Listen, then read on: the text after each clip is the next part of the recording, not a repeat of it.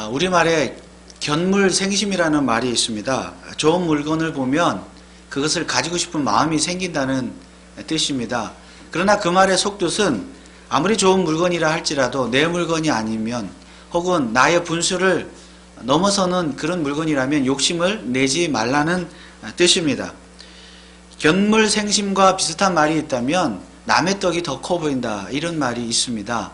항상 우리는 내 떡이 아무리 커도 남의 떡이 더 커 보이는 법입니다. 그래서 남의 떡에 더 욕심을 가지게 되는 것이죠. 때로는 이러한 견물생심 때문에 또 남의 떡이 더 커 보이는 이런 마음 때문에 우리의 삶을 망칠 때도 있습니다. 이제 출애굽 2세대는 가나안 땅을 눈앞에 두고 마지막으로 미디안과의 전쟁에서 큰 승리를 거두었습니다. 미디안과의 전쟁은 우상을 숭배했던 이스라엘 백성으로 하여금 우상을 숭배하도록 한 미디안을 하나님께서 심판하셨다는 의미가 있습니다. 또한 이스라엘 백성이 앞으로 가나안 땅에 들어가서는 절대로 우상을 숭배하지 말라고 하는 그런 경고와 교훈의 의미도 있습니다. 그러나 또 한 가지 의미가 있다고 한다면 그것은 곧 이제 가나안 땅에 들어가서 치르게 될 수많은 전쟁에 대한 맛보기 전쟁, 연습과도 같은 그런 전쟁의 의미가 있습니다. 그래서 이스라엘 백성은 민수기 26장에서 2차로 인구조사를 했고 새로 군대를 조직을 했습니다. 그리고 그 군대를 가지고 미디안과의 전쟁을 치렀습니다. 물론 실제 이 미디안과의 전쟁은 실제 하나의 전쟁이었지만 그 전쟁은 앞으로 가나안 땅에서 있을 전쟁에 대한 연습 전쟁과도 같은 그런 전쟁이었습니다. 그리고 이스라엘 군대는 이 연습 전쟁에서 무난하게 하나님의 테스트를 통과했습니다. 이스라엘 군사는 한 사람도 손실자가 없이 완벽하게 이 전쟁에서 승리를 거두었습니다. 자, 이제 이스라엘 백성은 가나안 땅에 들어가서 진짜 전쟁을 치르는 일만 남았습니다. 그런데 바로 이 지점에서 문제가 생겼습니다.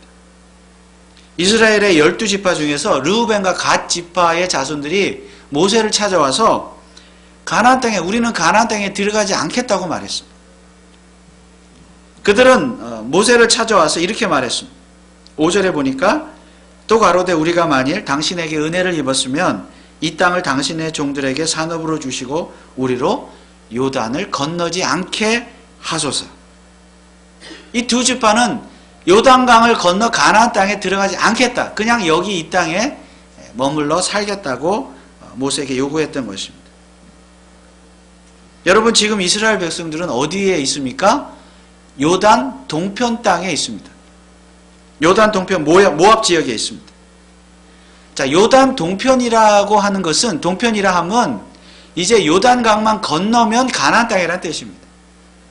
그러니까 요단강이 이게 남북으로 흐르죠. 요단강을 기준으로 여러분들이 보실 때 오른쪽이 요단 동편입니다. 요단강이 있습니다. 왼쪽이 요단 서편입니다. 그래서 사실상 가나안 땅은 요단 서편의 땅입니다. 그런데 지금 이 이스라엘 백성들은 이제 요단 동편에서 바로 요단강을 건너려고 준비하고 있어요. 건너서 요단 서편으로 가려고 준비하고 있는 이 찰나에 이 두 지파가 모세를 찾아와서 우리는 이 요단강을 건너지 않겠다. 요단 동편에 그대로 살겠다고 이렇게 주장을 했던 것입니다. 여러분, 르우벤과 갓 지파가 요단강을 건너지 않고 요단 동편에서 그냥 살겠다라고 말한 이유가 무엇입니까? 1절 말씀해 보니까 르우벤 자손과 갓 자손은 심히 많은 가축의 떼가 있었더라. 그들이 야셀 땅과 길르앗 땅을 본즉 그곳은 가축의 적당한 곳이니라. 여기 야셀과 길르앗 땅이 나오는데 이 땅이 바로 요단 동편에 있는 땅인데요. 요단 동편에도 중간에 야복강이 있습니다. 야복강 아시죠? 야복강이 있는데 이 야복강 북쪽 지역이 길르앗 땅이고 남쪽이 야셀 땅. 이 두 지역, 길르앗과 야셀 땅은 이 요단 동편 중에서도 굉장히 기름진 땅이었어요. 특별히 가축을 기르기에 아주 그 기름진, 초원이 발달한 그런 기름진 땅이었습니다. 그래서 그 두 땅을 경험한 이 두 지파가 모세에게 이렇게 말했습니다. 4절에도 보니까 곧 여호와께서 이스라엘 회중 앞에서 쳐서 멸하신 땅은 가축에 적당한 곳이요 당신의 종들에게는 가축이 있나이다. 여기 그 여호와께서 이스라엘 회중 앞에서 쳐서 멸하신 땅이다. 이 쳐서 멸하신 땅이 뭐냐면요, 바로 조금 전에, 얼마 전에 미디안과의 전쟁에서 빼앗은 땅이에요.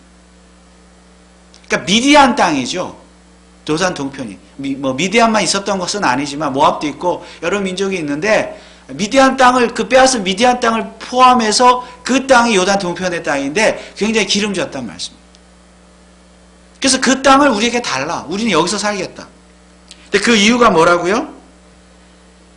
가축에 적당한 곳이요 당신의 종들에게는 가축이 있나이다. 길르앗과 르우벤과 갓 지파는 특별히 이 가축이 상당히 많았는데, 결국은 그 가축 때문에 요단강을 건너지 않겠다. 다시 말하면 이 땅에서 가축을 기르겠습니다. 자, 그들이 볼 때는 요단강을 건너가 요단강 서편의 땅, 가나안 땅은 가축을 기르기에는 적합하지 않다고 생각을 했습니다. 아마도 40년 전에 12명의 정탐꾼들이 부정적으로 가나안 땅에 대해서 부정적으로 보고한 것에 대한 기억 때문에 그랬는지도 모르겠습니다. 그래서 한마디로 르우벤과 갓 지파가 볼 때에는 남의 떡이 더 커 보였습니다. 원래 가나안 땅이 자기들의 땅인데 이 요단 동편이 더 커 보였습니다. 하나님께서 그들에게 주신 땅은 분명 요단 서편 땅인데 서편보다 동편이 그 떡이 더 커 보였습니다.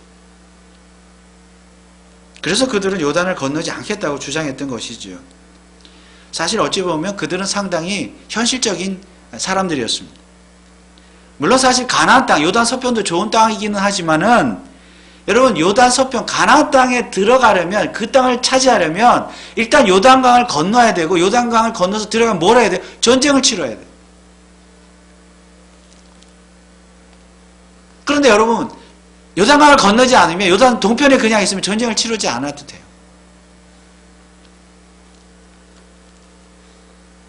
왜냐하면 이 땅은, 요단 동편 땅은 이미 미디안과의 전쟁을 통해 이미 취한 땅이기 때문에 그냥 거기서 머물러 살기만 하면 되는 것입니다. 어떻게 보면 르우벤과 갓 지파 사람들은 대단히 이기적인 사람이라고 볼 수 있습니다. 그래서 오늘 이 시간에는 이 두 지파가 어떤 면에서 특별히 이기적이었는가 한번 생각을 해보기를 원합니다. 첫째는,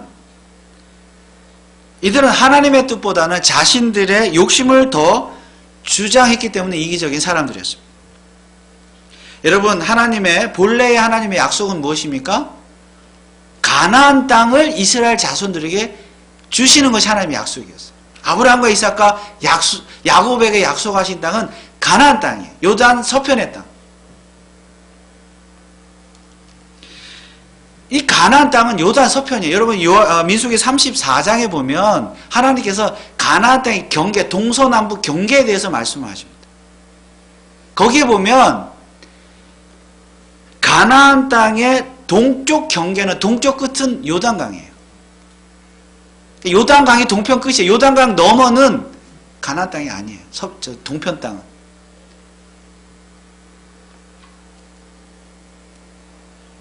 그러니까 르우벤과 갓 지파는 본래 하나님께서 약속하셨던 그 땅이 아닌 땅을 요구한 것입니다. 그 이유는 무엇입니까? 견물생심. 남의 떡이 더 커 보여서.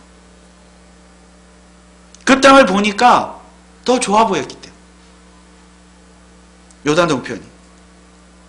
그러나 아무리 요단 동편이 보기에 견물생심, 보기에 좋아 보였어도 하나님께서 약속하신 땅을 포기하면 안 되는 것이었습니다. 설령 가나안 땅이 나쁜 땅이라 할지라도, 가축을 기르기에 나쁜 땅이라 할지라도 하나님께서 약속하셨던 땅이고 하나님께서 그 땅에 들어가라고 명령하셨고 전쟁을 치러서 그 땅을 차지하라고 명하셨기 때문에 무조건 들어가야 합니다. 그 말씀에 순종해야 합니다. 그러나 르우벤과 갓 지파는 하나님의 약속을 무시할 정도로 이기적인 사람들이었습니다. 이유가 무엇입니까? 가축 때문에. 이유는 경제적인 논리 때문입니다. 돈 때문에, 경제적인 어떤 이익과 유익 때문에 하나님의 약속과 하나님의 말씀조차도 무시했던 그런 이기적인 사람들이었습니다. 사실 오늘 우리도 이런 점에서 보면 얼마든지 이기적일 수 있습니다.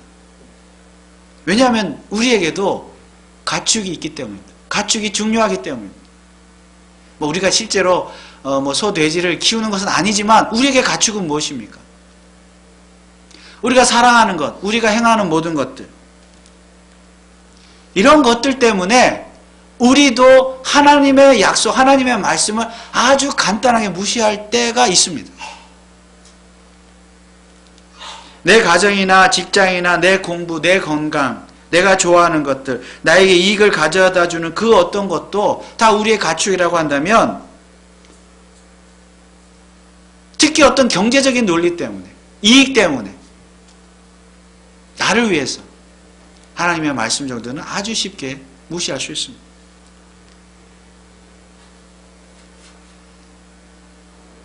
그래서 우리도 르우벤과 같이 지파일 수가 있습니다.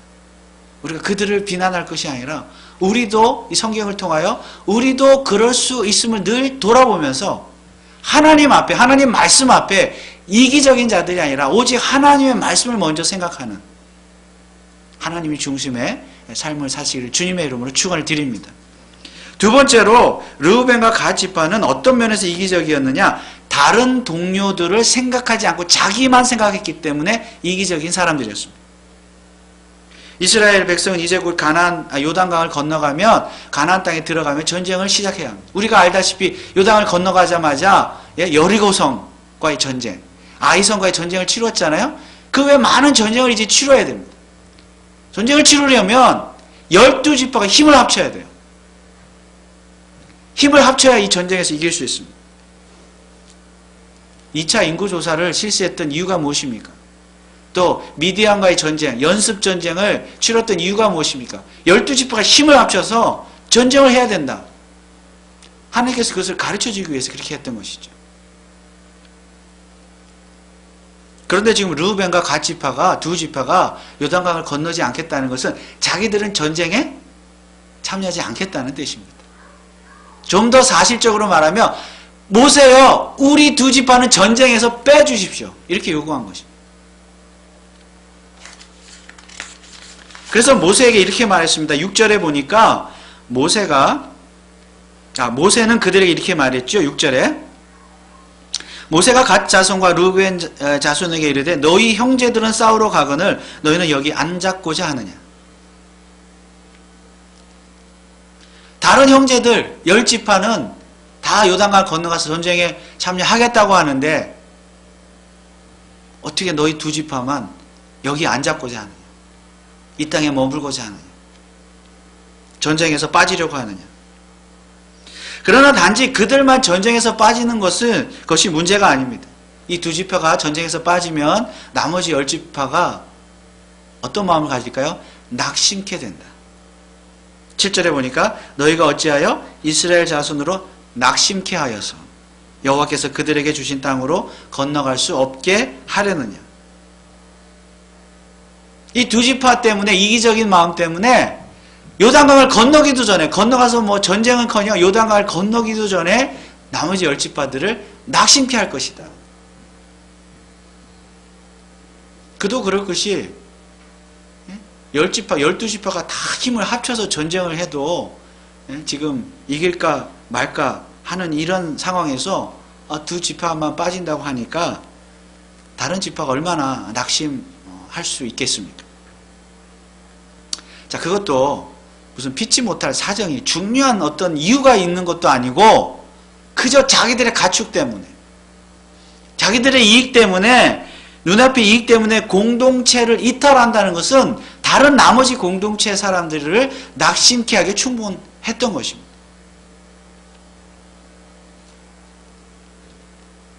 한마디로 자기들은 전쟁에서 쏙 빠지고 좋은 땅에서 공동체가 함께 치러야 될 전쟁에 참여하지 않고 자기들만 편안하게 좋은 땅에서 잘 먹고 잘 살겠다는 것입니다.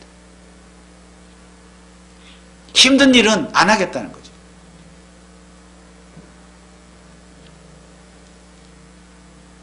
모세가 볼 때 이처럼 이기적인 행동은 없는 것입니다. 여러분, 만약에 여러분들께서 나머지 10지파라고 한다면 이 2지파에 대해서 어떻게 하시겠습니까? 그리고 이런 요구를 듣게 된 모세는 어떤 반응을 보였습니까? 그런데 우리는 항상 또 이런 성경을 읽으면 항상 그 10지파, 나머지 10지파의 관점에서만 읽는 경향이 있습니다. 사실 엄밀히 따지면 우리 자신이 이 2지파일 수 있습니다. 우리 자신이 항상 이기적인 그 어떤 이유 때문에 어떤 공동체에서 이탈하려는 경향이 있을 수 있다는 것입니다. 우리 가정에서도 그렇고 직장에서도 그렇고 교회에서도 그럴 수 있습니다. 특히 교회라는 공동체 안에서 우리 자신이 2지파일 수 있어요. 우리는 언제나 우리 자신의 이익이나 기득권만 주장할 수 있으며 또한 다른 사람들의 형편이나 또 사정은 고려하지도 않고 나만 좋으면 된다 하는 그런 자신의 주장만 고집할 수가 있는 것입니다. 어쨌든 누가 되었든 교회라는 공동체 안에는 이런 이기적인 2지파가 있을 수가 있습니다. 그렇게 되면 교회 공동체는 어떻게 되는 것입니까? 2지파의 요구를 들었던 모세는 불현듯 40년 전의 일이 생각났습니다. 40년 전에 모세는 12지파로부터 대표를 뽑아서 12명의 대표, 가나안 땅에 스파이로 정탐꾼으로 보냈죠. 그 땅을, 가나안 땅을 조사해보고 돌아오라. 그런 임무를 맡겼습니다. 우리가 알다시피 12명 중에서 10명은 다 부정적인, 여호수아, 갈렙을 제외한 10명은 부정적인 보고를 했습니다. 그 땅에 들어가면 안 됩니다. 두려워했습니다. 그 땅을. 부정적인 결과를 보고했죠. 그리고 그 부정적인 보고의 결과는 무엇입니까? 오늘 10절 11절 말씀에 그때 여호와께서 진노하사 맹세하여 가라사대 애굽에서 나온 자들이 20세 이상으로는 한 사람도 내가 아브라함과 이삭과 야곱에게 맹세한 땅을 정령이 보지 못하리니 이는 그들이 나를 온전히 순종치 아니하였음이니라. 13절에 여호와께서 이스라엘에게 진노하사 그들로 40년 동안 광야에서 유리하게 하심으로 여호와의 목전에 악을 행한 그 세대가 필경은 다 소멸하였느니라. 다 죽었다는 거예요. 결국 광야에서 10명의 부정적인 보고 때문에. 이처럼 10명의 대표가 부정적인 보고를 한 이유는 결국 하나님의 약속에 대한 불신앙, 불순종 때문이었습니다.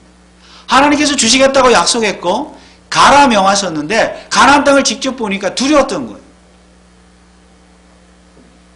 하나님의 약속을 믿지 않았습니다. 그리고 그 이스라엘의 많은 백성들이 이 10명의 말을 듣고 마음이 돌아섰어요. 모세를 막 원망했죠. 다시 애굽으로 돌아가게 해달라. 모세에게 반역을 일으켰습니다. 그 결과 10명의 대표는 물론 이스라엘 출애굽 1세대 전체가 다 어떻게 됐다고요? 광야에서 40년 동안 고생만 하다가 다 죽었다고 모세가 지금 말하고 있는 거죠. 결국 하나님 말씀에 대한 불순종 때문이었습니다. 지금 모세가 이러한 40년 전의 일을 언급하는 이유가 무엇입니까? 일부 사람들의 불신앙이 공동체 전체에 악영향을 끼칠 수 있다는 것을 알려주기 위해서였습니다. 사실 40년 전에는 12명 중에서 10명이 부정적인 보고를 했습니다. 근데 지금은 보세요. 12지파 중에서 2지파가 부정적인 보고를 했습니다. 이 비율이 거꾸로 됐어요. 물론 여러분 요단 동편 땅을 요구했던 지파는 르우벤과 갓 지파 외에 므낫세의 반 지파, 절반, 이 반은 절반 지파라는 거예요. 므낫세의 그 절반 지파가 지파까지도 해서 사실 어떻게 보면 2.5지파 혹은 뭐 3지파 이렇게 말할 수 있어요. 그러나 주동적으로 했던 지파는 르우벤과 갓 지파예요. 그래서 오늘 본문에서는 40년 전에 그 비율과 반대를 만들기 위해서 아마 저자가 의도적으로 르우벤과 갓 지파를 등장시킨 것 같습니다. 그런데 사실 38년 전, 그러니까 약 40년 전에도 이스라엘 백성들은 이미 가나안 땅 입구에 도착을 했었습니다. 그런데 그들은 그들의 불신앙으로 말미암아 가나안 땅을 코앞에 두고 그 땅에 들어가지 못하고 광야에서 다 죽어버렸습니다. 하나님의 약속에 대한 불순종의 결과는 이처럼 비참했습니다. 그리고 40년의 세월이 흘러서 이스라엘 백성은 지금도 역시 가나안 땅 입구에 도착했습니다. 물론 출애굽 1세대에서 2세대라고 하는 사람은 달라졌지만은 40년 전이나 지금이나 상황은 동일합니다. 이제 그들은 가나안 땅에 들어가기만 하면 됩니다. 그런데 이게 어찌된 일입니까? 40년 전에 일어났던 일이 똑같이 반복되고 있습니다. 르우벤과 갓 지파는 40년 전의 사람들과 똑같은 말을 하고 있습니다. 우리는 가나안 땅에 들어갈 수 없습니다. 들어가지 않겠습니다. 그래서 모세는 이렇게 말했습니다. 14절에 보라 너희는 너희의 열조를 계대하여 일어난 죄인의 종류로서 이스라엘을 향하신 하나님의 노를 더욱 심하게 하는도다.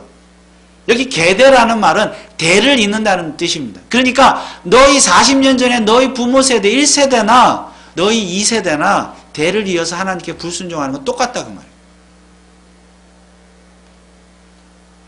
또한 죄인의 종류라는 말은 1세대나 2세대나 하나님의 말씀에 약속에 불순종한다는 측면에서는 똑같은 종류의 죄인이라 그 말입니다.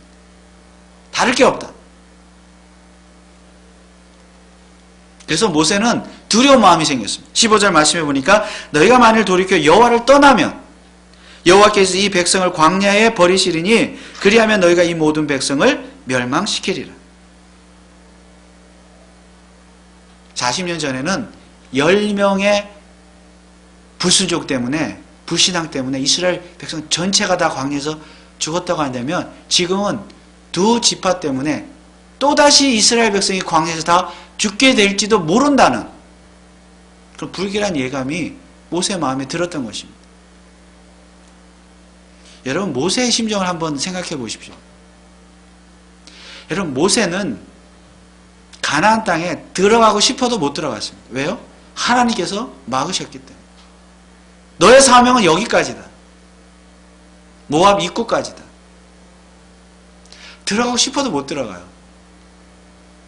그런데 지금 10지파 2세대, 출애굽 2세대는 하나님께서 지금 너희 가나안 땅에 들어가라. 지금 코앞에까지 인도하셨어요. 그리고 그들을 가나안 땅에 들어가라고 등을 떠밀어서라도 가나안 땅을 주시려고 하는데 저희는 못 들어가겠습니다. 안 들어가겠습니다. 모세가 볼 때 어떤 마음이 들었겠습니까? 참 괘씸하기도 하고 부럽기도 하고 안타깝기도 하고 자기는 가고 싶어도 못 가는데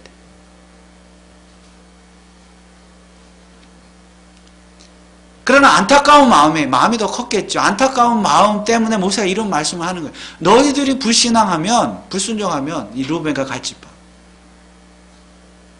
너희만의 문제가 아니라 공동체 전체가 다 죽는다. 다 죽을 수도 있다. 40년 전에 그러지 않았느냐. 왜 그 일을 똑같이 반복하려느냐.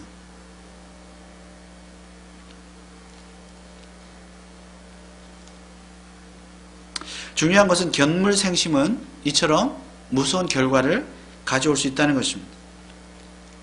사람에게는 누구나 욕심이 있습니다. 때로는 좋은 의미에서 욕심이 있을 수 있고 나쁜 의미에서의 욕심이 있을 수 있습니다. 그러나 그것이 좋은 욕심이든 나쁜 욕심이든 하나님의 말씀보다 우선하는 중요한 욕심은 없습니다. 만약 하나님의 말씀을 무시해도 좋을 만큼 내가 꼭 이루어야겠다고 하는 욕심이 있다고 한다면 그 욕심은 그야말로 탐심이며 우상숭배입니다. 그리고 나 한 사람의 욕심 때문에 우리 가정 전체, 우리 교회 전체, 내가 속한 공동체 전체가 어려움을 겪을 수도 있습니다. 그런데 사실 민수기 32장은 해피엔딩으로 끝납니다. 왜냐하면 모세를 통해서 하나님의 말씀을 들은 르우벤과 갓지파, 40년 전에 그런 이야기, 역사를 또 다시 한번 들은 이 두 지파가 한 발 양보했기 때문입니다. 그들은 모세에게 그들도 요단강을 건너가겠다고 약속을 합니다. 그리고 요단강을 건너가서 전쟁에 참여하겠다고 약속을 합니다. 그러니까 모세의 말을 듣고 돌아가서 생각을 했던 것이죠. 아, 우리가 이래서는 안 되겠구나. 그래서 다시 모세에게 와서 가나안 땅에 들어가겠다, 요단을 건너가겠다, 전쟁에 참여하겠다라고 약속을 합니다. 그리고 실제로 여호수아서에 보면 이 두 지파는 요단강을 건너갑니다. 그리고 전쟁에 참여하고 전쟁을 다 치른 후에 어느 정도 이렇게 안정이 됐을 때 다시 돌아오죠. 요단 동편. 그리고 요단 동편을 또한 그들이 원래 원했던 대로 요단 동편의 땅까지 차지하게 됩니다. 어떻게 보면 윈윈이죠. 우리가 말하는. 그래서 결과적으로 우리가 오늘날 가나안 땅이다 하면요, 원래는 요단 서편의 땅이었지만 요단 동편의 땅까지 다 포함해서 우리가 가나안 땅이라고 그렇게 이해를 하게 되는 것입니다. 그러나 그렇다고 해서 하나님께서 원래 주시기로 했던 가나안 땅의 경계를 지금 변경시킨 거잖아요. 이 두 지파 때문에. 그래서 하나님이 그 땅을 변경시켰기 때문에 하나님께서는 이랬다 저랬다 하시는 변덕쟁이 하나님이시다. 그렇게 이해해서는 안 됩니다. 오히려 이 모든 것이 하나님의 계획에 포함되어 있었으며 그 계획이란 인간의 견물생심을 통해서라도 하나님은 그 계획을 이루신다는 사실을 우리가 깨달아야 합니다. 즉 오늘 우리의 욕심이 비록 잘못된 것이라 할지라도 그 욕심을 통해서라도 하나님께서는 하나님의 뜻을 이루신다는 말씀입니다. 그러나 중요한 것은 우리 입장에서는 우리의 욕심을 주장해서만은 안 되는 것입니다. 앞서 언급한 대로 우리에게는 무엇을 가지고 싶은 욕심, 무엇을 이루고 싶은 욕심이 있습니다. 그러나 하나님께서는 그 욕심을 막으실 때도 있지만 때로는 그 욕심을 이루어 주실 때도 있습니다. 이것이 바로 하나님의 사랑입니다. 다만 그 욕심 이전에 우리가 하나님의 말씀에 순종하는지 우리 자신을 늘 점검해 보아야 합니다. 마치 르우벤과 갓지파가 원래 하나님의 약속과 명령으로 돌아갔잖아요. 우리도 지키겠다.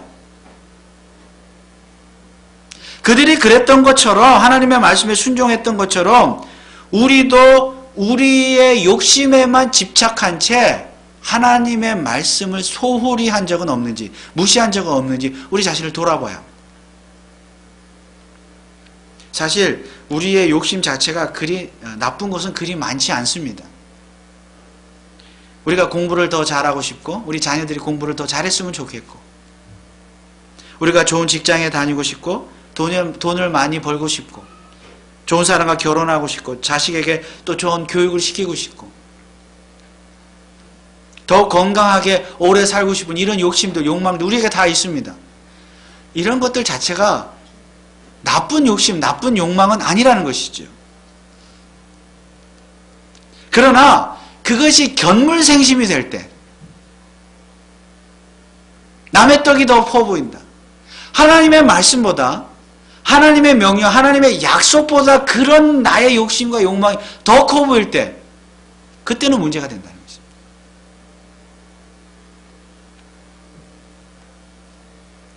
하나님의 말씀에 불순종하면서까지 이루어야 될 욕심은 존재하지 않습니다.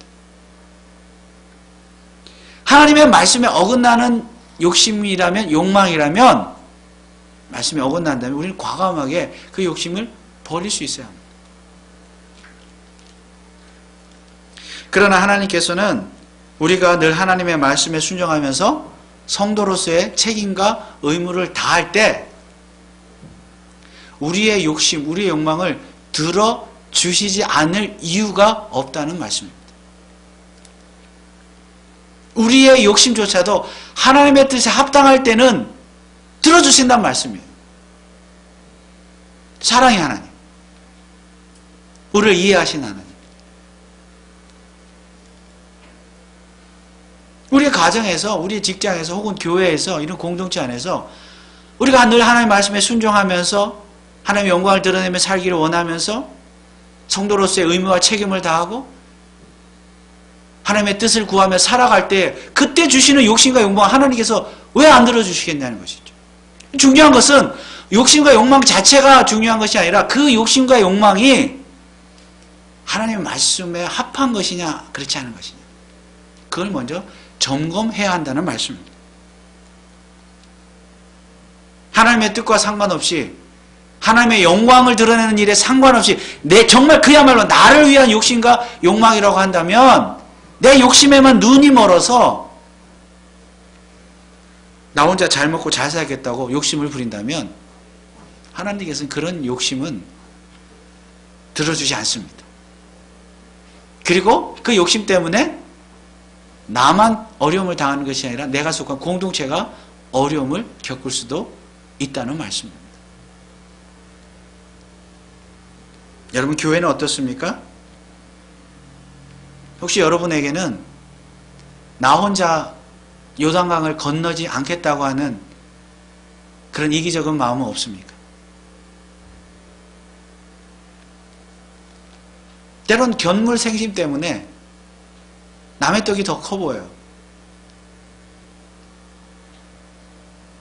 그러다 보니까 우월의식을 가질 수도 있고 반대로 남과 비교해서 반대로 열등의식을 가질 수도 있습니다.